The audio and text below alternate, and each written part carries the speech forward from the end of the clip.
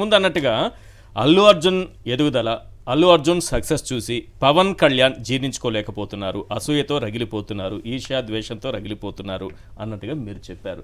కానీ అలాంటివేవి, ఇలాంటి ఈగోలు మాకు ఉండవని పవన్ కళ్యాణ్ గారు అంటున్నారు. స్వయంగా ఆయనే చెప్పారు మొన్న ఆ pre release event game changer. ఒకసారి బయట వినిపిస్తాను ఒకసారి. మాకు మిగతా హీరోలపై ఈగోలు ఉండవు ఆయన చెప్పుకొచ్చారు. మీలాంటి వాళ్ళు ఎక్కడ ఇలాంటి ప్రశ్నలు ఏమనెత్తుతారని ముందుగానే చెప్పారు. ఒకసారి ఆ బయట ప్లే చేయండి ప్లీజ్. ఇలాగా మా ఇంట్లో అందరికి కూడా మా చిరంజీవి గారు మాకు నేర్పించింది ఒక హీరోని ద్వేషించే పని మాకు తెలియదు. మాకు చిన్నప్పటి నుంచి మా జీవితంలో కళమా తల్లి సాక్షిగా చెప్తున్నాం, ఎప్పుడు కూడా మా ఇంట్లో ఈ హీరో సినిమా పోవాలి, మేము ఉండాలి, మా ఇంట్లో ఎప్పుడు లేదు. అసలు ఆ సంస్కృతి మా ఇంట్లో లేదు. కొన్ని సందర్భాల్లో తెలుగు నేర్చుకునే అవకాశం వస్తుంది. కళామ్మ తల్లి అంటున్నారు. కళామ్మ తల్లి కదా, అమ్మ తల్లి రెండు వర్డ్స్ పక్కనే ఉండవు. అమ్మ అన్న తర్వాతే తల్లి, తల్లి అన్న అమ్మ రెండు ఒకటే అర్థం. కాబట్టి అది కళ మతల్లి. మతల్లి అంటే శ్రేష్ఠురాలు అని, కళలలో శ్రేష్ఠురాలు అని అర్థం. కాబట్టి సినిమా వాళ్ళైనా సరే, దాని గురించి తెలిసిన వాళ్ళైనా కళ మతల్లి అని పలకండి. Yes sir, please. ఈగోల గురించి మాట్లాడారు ఇప్పుడే మన పవన్ కళ్యాణ్ గారు. సరే సార్, ఆయన ఈగోల గురించి మాట్లాడితే సినిమా పరిశ్రమలో ఒక అత్యున్నత విలువ స్థాయి కలిగిన దాసనారాయణ గారు అంటే ఎంటైర్ సినీ ఫెటర్నిటీ తల వంచేది ఆయనకి.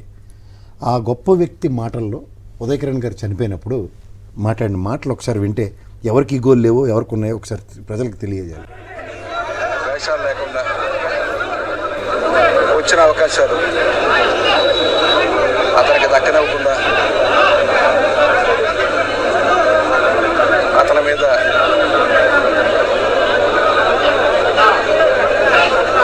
కొన్ని శక్తులు అతని జీవితంతో ఆడుకోవడం జరిగింది. ఆ డిప్రెషన్లోకి వెళ్ళిపోయాడు మనిషి. చెప్పండి సార్, ఎవరి శక్తిలో ఉదయ్ కిరణ్ గారి గ్రాఫ్ చూసుకోగలిగితే, తేజ గారి సినిమాలతో ప్రస్థానం చూసుకోగలిగితే, ఆద్యంతం ఒక స్థాయికి ఎదిగిన దగ్గర అతనికి చిరంజీవి గారి అమ్మాయితో సంబంధం ఏర్పడడం, ఆ సంబంధం క్యాన్సిల్ అయిన తర్వాత జరిగిన పరిణామాలు అందరికి తెలిసిన, ఇండస్ట్రీకి అందరికి తెలిసిన విషయాలే కదా. దాన్ని ఒకటంకిస్తేనే కదా ఒక గొప్ప వ్యక్తి దాసనారాయణ గారు లాంటి వ్యక్తి మాట్లాడుతుంటే వెనకాల ఉన్న శక్తులు సారాంశం అదేనా? అదే కదా. తర్వాత ఇప్పుడు ఏం చెప్పాలి, ఈగోలు ఉండవు ఇవన్నీ కూడా ఏదో మైకుల ముందు మాట్లాడే మాటలు. చంద్రశేఖర్ గారు చెప్పారు కదా సార్, ఆయన చెప్పిన మాటకి నెక్స్ట్ ఆయన చేసి చేతలకి రెండింటికి పొంతన ఉండదు. ముందు మాట్లాడేస్తారు కానీ వెనక యాక్షన్ ఫ్రంట్ చూస్తే, అందుకే గులివెందు గురించి సామెత చెప్తున్నా. మనం ఎప్పుడైనా సరే ఇఫ్ యూర్ ఒక టాలెస్ట్ పర్సనాలిటీ గారు మన రామారావు గారి గురించి కూడా ఆయన మాట్లాడుతున్నారు. ఎవరి గురించి మాట్లాడారో తెలియదు కదా, తెలియదు. If you can read in between the lines అంటే యూ విల్ ఆబ్వియస్లీ అండర్స్టాండ్ ఎవరికి గోల్ లేవో ఎవరికి గోల్ ఉన్నాయి అన్న దగ్గర మీరు ఒకసారి క్రానికల్ ఆర్డర్లో అంత గట్టిగా ఎందుకు మాట్లాడాల్సి వచ్చింది దాసరి గారు? మరి ఎందుకు మాట్లాడారంటే, దాసనారాయణ గారు సినిమా పరిశ్రమకి ఒక పెద్ద తండ్రి లాంటి మంచి. అవును, ఆయన కొన్ని విషయాల్లో ఎవరినైనా అలాగే ట్రీట్ చేస్తుంది. మీకు అర్థమవుతుందా? అందుకనే ఆయనకి ఆ స్థాయి ఇచ్చారు.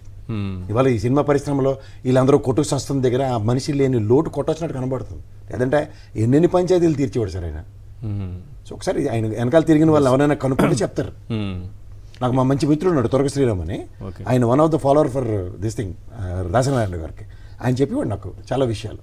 సో నేను అంటుంది ఏంటంటే, ఇక్కడ మీకు నిలకడలేని మాటలు, అక్కడికి ఏదో పెపేగా మాకు ఎవరికి ఈగోలు లేవంటే మరి గోరుతో పోయి గొడ్డల దాకా తీసుకొస్తారా అన్న దగ్గర, మరి నీకు ఇదే గేమ్ చేంజర్ విషయంలో నేను 2 ప్రాణాలు పోయిన తర్వాత what's your spontaneous reaction and in the same scenario మీ ఎంటైర్ క్రూతో ఎందుకు దానికి సంఘీభావాలకి వెళ్ళలేదు? And why you are not announced any compensation so far other than 5 లక్షల ఎక్స్గ్రేషియా తప్ప? నాకు అర్థం కాదు. ఈగో ఉందనుకుంటున్నారా మీరు చంద్రశేఖర్ గారు? ఆ బయట ఇప్పుడు ప్లే చేశారు ఒకటి, కొంచెం సంచలనమే అది. మర్చిపోయిన విషయం, అందరూ మర్చిపోయిన విషయాన్ని తీసుకురావడం. సార్, పవన్ కళ్యాణ్ గారు ఒక సామాన్యమైనటువంటి మంచి వ్యక్తి అనే ముద్ర నుంచి తన స్వార్థం కోసం మాత్రమే పనిచేసే వ్యక్తిగా పరిణితి చెందినటువంటి రాజకీయ నేతగా పవన్ కళ్యాణ్ గారు మారారు అని చెప్పడానికి తన మాటలే ఉదాహరణ అండి. తను చెప్పే మాట మీద నిలబడడు. నీతి లేనటువంటి మాటలు కంటిన్యూగా చెప్తూ ఉంటాడు. ఒకసారి చెప్పటం కాదు ఇది. తను చేసినటువంటి ఏ కార్యక్రమం అయినా తీసుకోండి మీరు. కులాలు లేనటువంటి రాజకీయాన్ని నిర్మిస్తానన్నాడు. అవును, తన పార్టీ నిండా ఇవాళ వచ్చినటువంటి పదవులను కూడా, మంత్రి పదవులను ఇచ్చింది ఎవరికి? వాళ్ళకే తన కమ్యూనిటీకి మాత్రమే ఇచ్చుకున్నాడు. Yes. అంటే కులాలు లేని రాజకీయము అంటే తన కులానికి మాత్రమే ఉంచి మిగిలిన కులాలు లేకుండా చేయటము అని తన ఉద్దేశం.